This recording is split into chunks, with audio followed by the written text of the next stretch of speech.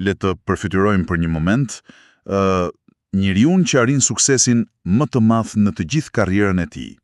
Domethënë një suksesi për masave epike, ku çdo qëllim realizohet plotësisht, madje përtej çdo parashikimi. Dhe cili është reagimi i tij vetëm pas kësaj fitoreje? Të vdes nga inati. Fiks, dëshira për të vdekur nga inati. Sot po nisim një analizë të thellë në një nga tekstet më të keq kuptuara të historisë. Nuk bëhet fjalë për një parrall për fëmijë me kafshë deti, por për një mister të vërtet psikologjik. Kemi mbledhur burime pafund për këtë. Analiza historike mbi perandorinë asiriane, studime letrare dhe kërkime psikologjike mbi traumat dhe faljen. Misioni ynë këtu, të zbërthejmë librin e Jonas. Dhe, të them të drejtën, është një mision mjaft interesant, për t'ju përgjigjur pyetjes se pse ky profet kaq i suksesshëm është njëkohësisht njeriu më i zemëruar në botë, duhet të kuptojmë diçka nga burimet tona letrare. Ky libër funksionon shpesh si një satirë. Si një satirë, do të thënë Jona është një lloj karikature. Pikërisht, ai është një antiprofet. Bën gjithçka gabim, reagon në mënyrën më të keqe të mundshme ndaj çdo situate dhe sërish arrin një rezultat që askush tjetër nuk e ka arritur. Është një paradoks i gjallë. Përmes kësaj satire, teksti eksploron atë luftën e ashpër të zemrës njerëzore, konfliktin mes drejtësisë që duan për armiqtë tanë dhe mëshirës që përkojnë për veten. E jashtëzakonshme. Në rregull, le ta zbërthejmë këtë nga fillimi, sepse këtu shfaqet menjëherë një reagim që mendoj se ne të gjithë e njohim mirë, instinkti i arratisjes. Perëndia i thot Jonas të shkojë në Ninive. Dhe çfarë bën ai? Zbret në port, gjen një anije që po shkon në Tarshish, fjalë për fjalë në skajin e kundërt të botës, një drejtimin krejtësisht të kundërt, po. Dhe iken. Tani, reagimi ynë i parë është ta gjykojmë këtë si thjesht një mungesë përgjegjësie nga ana e tij.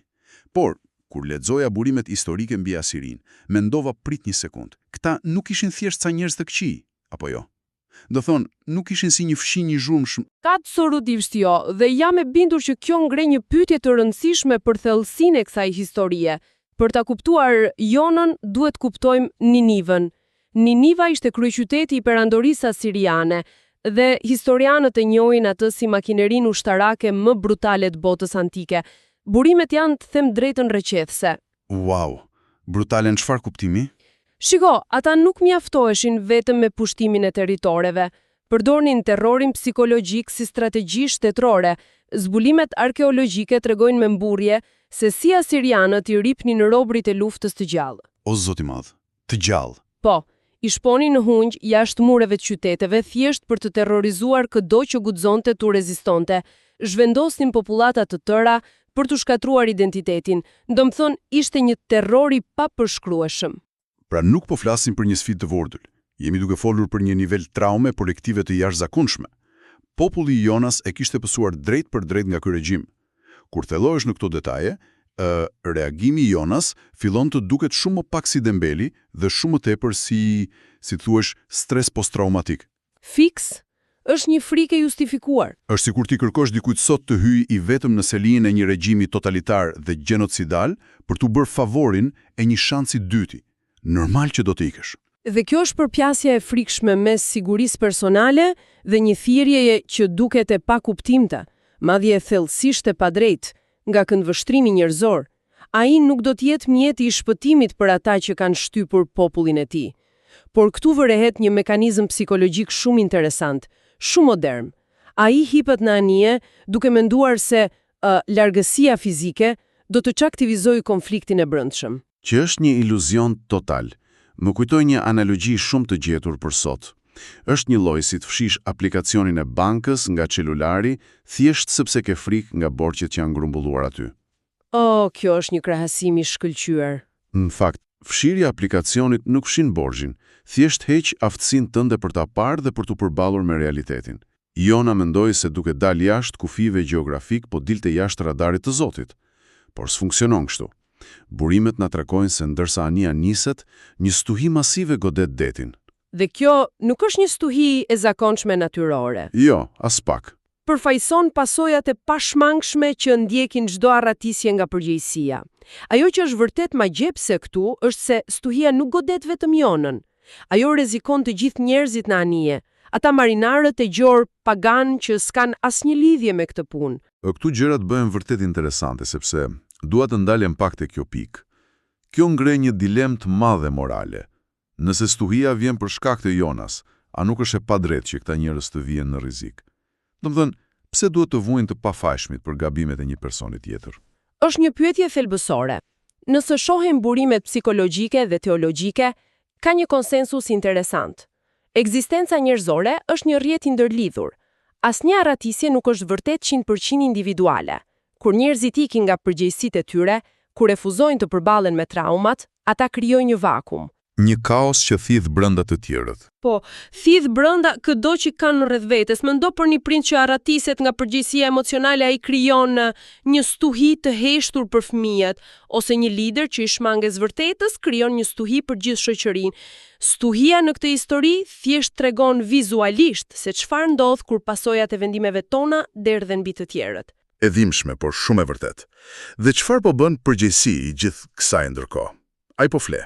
Do të thënë, është absurde.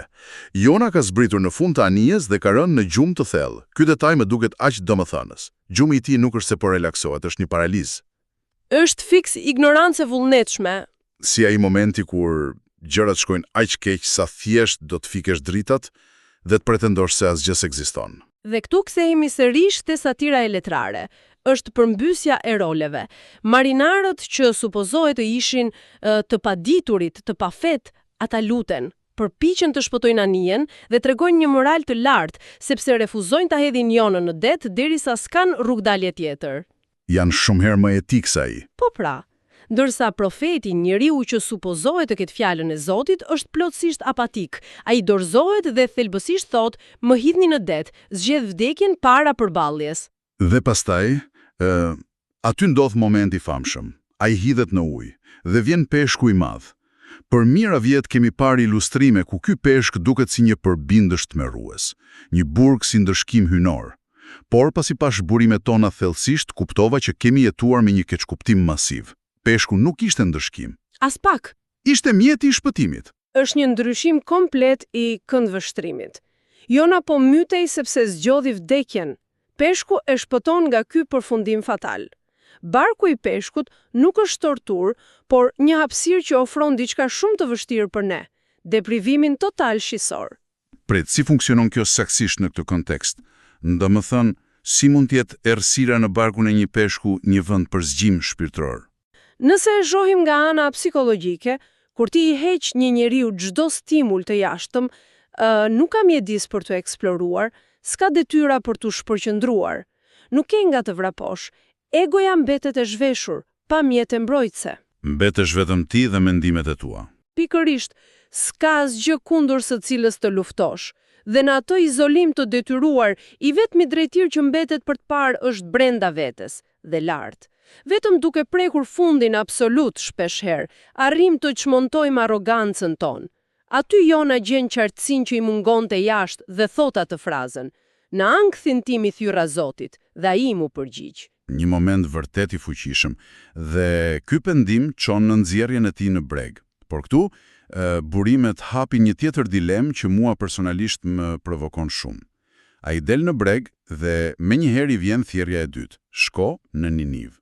Tani, ti jemi pak realist. Në botën e sotme, në një korporat për shembull, nëse dikush të saboton një projekt prej miliona eurosh, shkakton kaos, rrezikon të tjerët, nuk ka shans ta marrë më atë pozicion. Kur? Kompanire i rëndi këtë tjetër. Menjëherë, pse ky tekst përdor këtë logjikë që duket kaq jo efikase? Pse Zoti nuk zgjodhi një profet tjetër, dikë që thjesht zbaton rregullat? Sepse kjo tregon thelbin e hirit hynor, që funksionon me një ekonomi krejt tjetër nga jo korporatave njerëzore. Këtu nuk bëhet fjalë thjesht për të kryer një detyrë në mënyrë efikase. Bëhet fjalë për transformimin e vetlajmëtarit. Pra fokusi është te Jona, jo vetëm te mesazhi. Pikërisht. Hiri i mundësisë së dytë nuk pretendon se dështimi s'ka ndodhur. Ai e merr atë dështim dhe e bën parakusht për të rritur. Jona duhet të dështonte. Duhet të shihte sa e dëshpëruar ishte nevoja e tij për mëshirë, që t'ishte pastaj në gjendje të ofronte atë mëshirë për të tjerët. Domthon dështimi i tij fatal pas ka qenë vetë trajnimi. Është një mënyrë kaq e bukur për të kuptuar se si gabimet e skaluarës mund të kthehen në gur themeli, jashtëzakonshme. Dhe kështu Jona më në fund bindet dhe shkon në Ninive. Tani pritet që ky njeri, pas gjithë kësaj eksperience, të mbajë një fjalim madhështor, t'i bindë ata njerëz me argumente, por burimet tona letrare thon diçka tjetër. Predikimi i tij është ndoshta më i dobët në histori. Po, në hebraishten origjinale janë vetëm 5 fjalë. 5 fjalë të vetme. Në shqip i bie diçka si edhe 40 ditë dhe Niniva do të shkatrohet. Kaq. S'përmendet Zoti, s'ka asnjë ftesë për pendim, nuk ka asnjë udhëzim se çfarë të bëjnë. Është thjesht një njoftim i ftoft të vdekjeje. Kur e studion nga ana letrare, të jep përshtypjen sikur ai po shpreson thellë që ata të dështojnë. Si të thuash, unë detyrën time e bëra, tani let ju bjerë zjarri.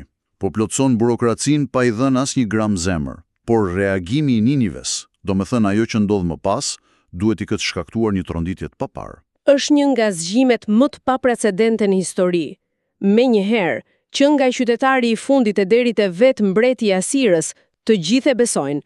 Mbreti heq rrobat e tij, vishet me thas, ulet në hij që aso kohe ishte shenja absolute e pendimit. E uljes së egos në maksimum. Po, dhe urdhëron që i gjithë qyteti të ndalojë dhunën dhe të lutet për mëshirë. Hiqin dorë nga gjithaj brutalitet që ftua më parë. Dhe çfarë bën Zoti? Kur sheh këtë kthim, ai i fal, i kursen nga shkatrimi. Edhe ja ku arritëm në ato që është kulmi kësaj analize të thellë. Një hero normal, pas një suksesi të tillë, do shkruante një libër se si i shpëtoi 120.000 veta, do ngrinte një monument. Jona tërbohet nga inati. Ai i lutet Zotit t'i marrë jetën sepse nuk e duron dot këtë. Tani, duhet të tregojmë të sinqert këtu. Edhe pse duket keq, një pjesë e Jona e kupton Jonën. Do thënë, nëse një grup njerëzish kanë vrarë, torturuar dhe skllavëruar mijëra të tjerë, është e drejtë që thjesht të thonë më fal dhe gjithçka fshihet. Po drejtësia, si mund të presë që viktimat gëzohet kur abuzuesi falet? Dhe kjo është qendra nevralgjike e librit. Kjo është arsyeja pse teksti na godet kaq fort në psikologjinë tonë. Jona në kulmin e inatit thot diçka të frikshme. Unë e dija që ti je një perëndi i mëshirshëm, i ngadalshëm në zemërim, prandaj ika. Wow. Pra nuk iku nga frika se do e vrisnin asirianët. Jo, ai iku sepse kishte tmerr se mos Zoti i falte ata. Dilema psikologjike këtu është se të gjithë e duam mëshirën kur jemi ne në barkun e peshkut. Kur dabojmë ne, i thërrasim universit për falje. Por kur vjen puna tek ata që na kanë bërë keq, tek përbindëshat tan, ne duam drejtësi të ftohtë, të saktë, ndoshkuese. Standardi dyfisht moral në formën më të pastër. Zbutje maksimale për veten, hekur dhe zjarr për tjetrin. Dhe këtu shohim diçka tjetër të mrekullueshme. Zoti nuk e godet Gjonën për këtë inat. I përgjigjet me atë analogjinë e famshme të bimës. Për ta kujtuar pak të detaj, nga purimet Jona del jashtë qytetit, ulet dhe pret, duke shpresuar që Niniva të bjerë. Zoti i rrit një bim me gjethe të mëdha për t'i bërë hije. Jona gëzohet pa mas. Por të nesërmen një krim beha bimën.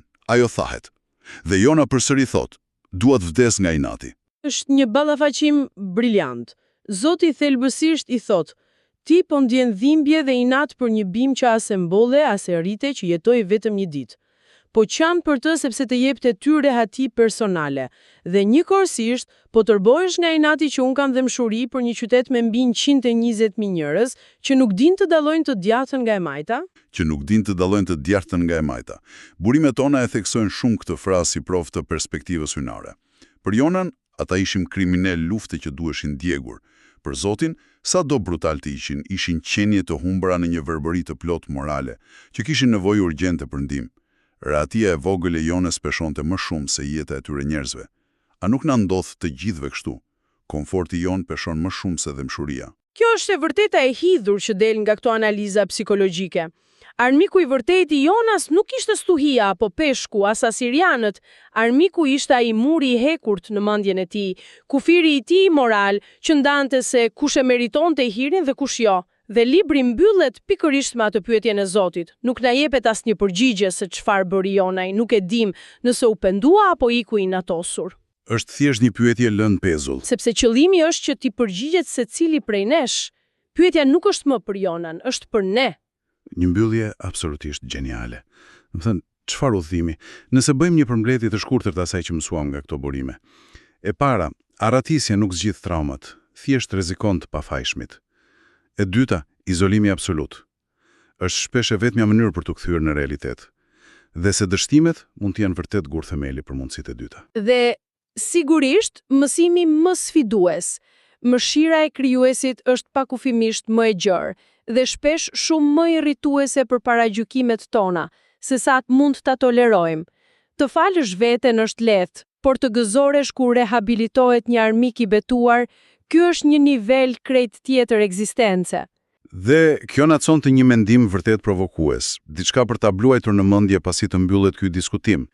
Kur shohim durimin e pafund që ju tregua këtij qytetit mbushur me ligësi dhe të njëjtin durim që ju tregua këtij profeti që priste vdekjen e tyre, kush ka vërtet nevojë më shumë për shpëtim? A janë ata të ashtu quajtur të këqij që bëjnë dëm nga një verbëri morale, apo janë ata të mirët që mendojnë se e dinë të vërtetën, por e kanë zemrën kaq të tharë sa s'mund të lëshojnë asnjë pikë mëshirë? Kjo është një dilemë që thyen çdo lloj kategorie që ne jemi mësuar të ndërtojmë. Vërtet e thyen, edhe ndoshta kur zbret në fund kësaj analize të thellë, e kupton se mrekullia më e madhe e këtij teksti nuk është as pak një fenomen natyror. Nuk është as stuhia e kontrolluar, as mbijetesa brenda një peshku. Ato janë thjesht sfondi i filmit. Mrekullia e vërtet është ai procesi i vazhdueshëm dhe sfilitës për të thyer muret e trasha prej guri që qenjet njerëzore ngren rreth zemrave tyre.